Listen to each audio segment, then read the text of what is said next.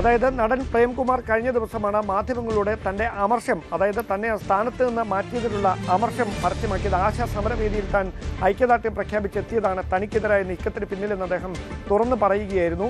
അതിന് പിന്നാലെയാണ് അതിലെ രാഷ്ട്രീയമായ ഒരു സാഹചര്യം അത് അനുകൂലമാക്കി മാറ്റാനുള്ള ഒരു തന്ത്രപരമായ നീക്കം വളരെ വേഗത്തിൽ കോൺഗ്രസ് നേതൃത്വത്തിൻ്റെ ഭാഗത്തു നിന്നുണ്ടായതാണ്. അങ്ങനെയാണ് നടൻ പ്രേംകുമാറിനെ തിരുവനന്തപുരത്തെ ഒരു പ്രധാനപ്പെട്ട അല്ലെ കടുത്ത പോരാട്ടം നടക്കാൻ സാധ്യതയുള്ള ഒരു മണ്ഡലത്തിൽ പരിഗണിച്ചാൽ എന്ത് എന്ന ഒരു ചർച്ച ഉയർന്നത്. ആ ചർച്ച ഏറ്റവും ഒടുവിൽ എത്തി നിൽക്കുന്നത് കാട്ടാക്കടയിലാണ്.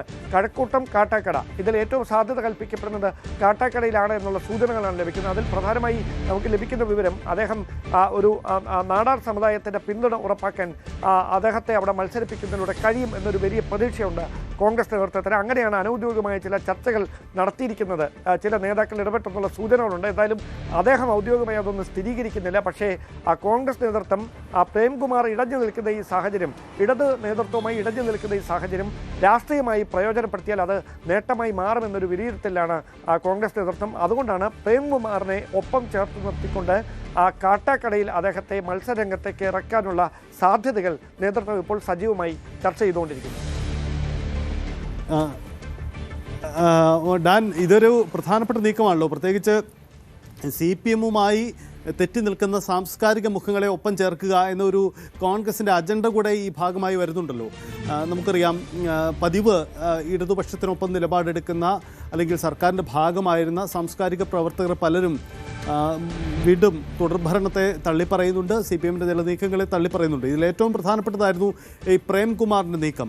പ്രേംകുമാർ ഔദ്യോഗികമായി താനൊരു CPM-കാരനാണെന്നൊന്നും പറഞ്ഞിട്ടില്ലെങ്കിൽ കൂടിയും സർക്കാരുമായി ചേർന്ന് പോകുന്ന ഒരാളാണ്. ഒപ്പം തന്നെ സച്ചിദാനന്ദന് കിട്ടിയ പരിഗണന തനിക്ക് കിട്ടിയില്ല, തനിക്ക് അവഗണന എന്നൊക്കെ പറഞ്ഞയാളാണ്.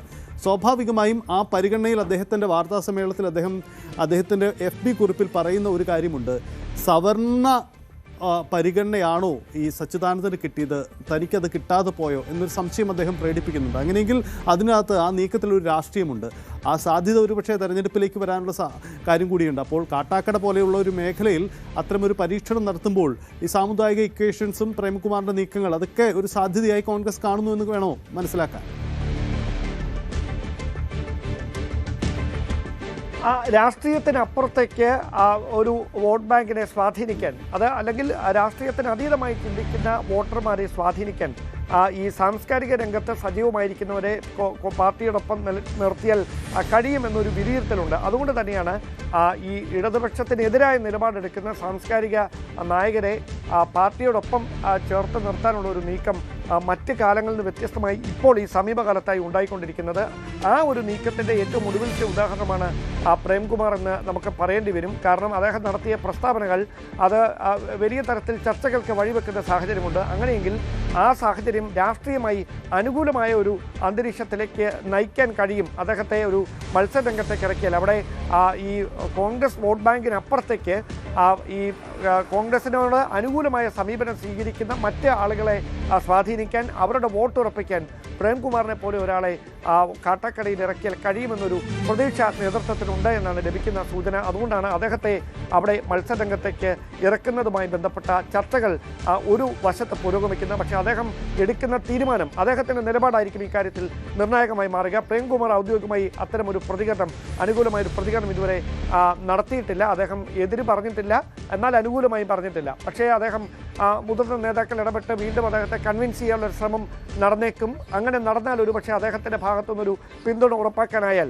അവിടെ കൃത്യമായ ഒരു രാഷ്ട്രീയ പോരാട്ടത്തിന് നേതൃത്വം കൊടുക്കാൻ കഴിയുന്ന വിധത്തിൽ പ്രേംകുമാറിനെ മുമ്പിൽ നിർത്തിക്കൊണ്ട് ഒരു മത്സരചിത്രം തെളിയുന്ന സാഹചര്യമുണ്ടാകും. അതിന് പാർട്ടിയുടെ ഔദ്യോഗികമായ നേതാക്കളുടെ ഒരു ഇടപെടലാണ് ഇനി ബാക്കിയുള്ളത്.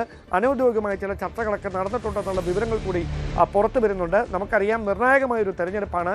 ഇടതുപക്ഷത്തിന് അനുകൂലമായി എന്നും നിലപാടെടുത്തിരുന്ന ചില സാംസ്കാരിക നായകർ അതിന് വിരുദ്ധമായ പരസ്യമായ പ്രതികരണങ്ങൾ തുടർച്ചയായി നടത്തുന്നത് അത് ഒരു രാഷ്ട്രീയമായി തങ്ങൾക്ക് അനുകൂലമായൊരു തരംഗം ഉണ്ടാക്കുമെന്നുള്ള വിലയിരുത്തലാണ് ഇപ്പോൾ പ്രേംകുമാർ എടുത്തിരിക്കുന്ന നിലപാട്. അത് രാഷ്ട്രീയമായി പരമാവധി പ്രയോജനപ്പെടുത്തുക എന്ന ലക്ഷ്യത്തോടെ തിരുവനന്തപുരത്ത് തന്നെ അദ്ദേഹത്തിനെതിരെ സ്വാധീനമുള്ള ഒരു സ്ഥലത്ത് അദ്ദേഹത്തെ മത്സരരംഗത്തേക്ക് ഇറക്കാനുള്ള ചർച്ചകളിലേക്ക് വരെ ഇപ്പോൾ കാര്യങ്ങൾ എത്തിച്ചിരിക്കുന്നു. കൂടുതൽ വാർത്തകൾക്ക് news 18 Keralam YouTube channel subscribe ചെയ്യുക.